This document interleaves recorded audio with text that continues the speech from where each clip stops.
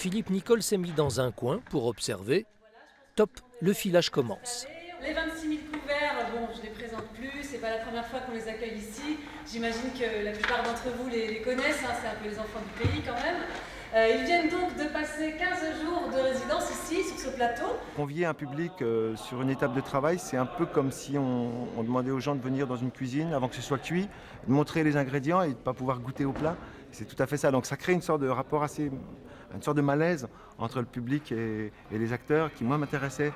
L'argument est posé. Le public est convié à la présentation d'un futur spectacle de rue que la troupe répète en salle. Il y a des inconvénients. Par exemple, ce supposé géant devrait être environné d'un déluge de feu, ce que bien sûr ne permettent pas les consignes de sécurité.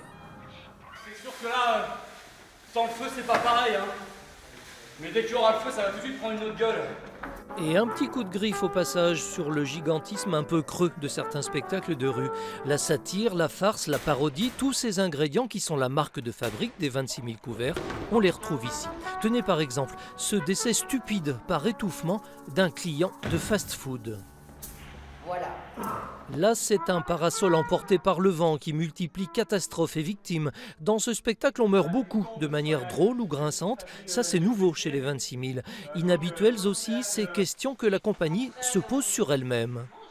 La répétition, c'est la vie, parce que c'est ouvert, c'est pas figé. La présentation, c'est la mort, tout ça, t'en rappelles? Oui. Oui, il y a un texte. Excusez-moi, mais il y a des textes. Que les gens comprennent quand même, enfin, que la rue, je veux dire, c'est un choix, la rue. La salle, moi, je m'en fous de la salle. La salle, c'est des cons.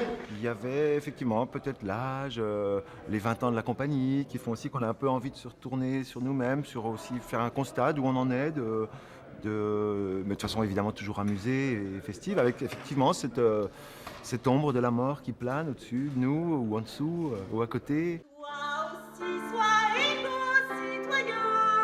Florence Nicole, elle, pète la santé.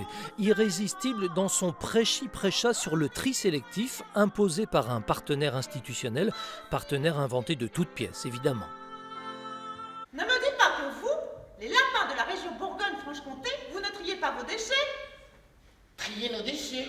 C'est ni plus ni moins que notre quotidien, c'est aussi les injonctions qu'on nous fait, qu'on nous donne. C'est sûr qu'aller animer des ateliers sur le tri sélectif, c'est pas forcément ce qu'on sait faire de mieux, et en effet c'est des choses qu'on nous a déjà proposées, donc c'est une façon aussi de régler un peu la question.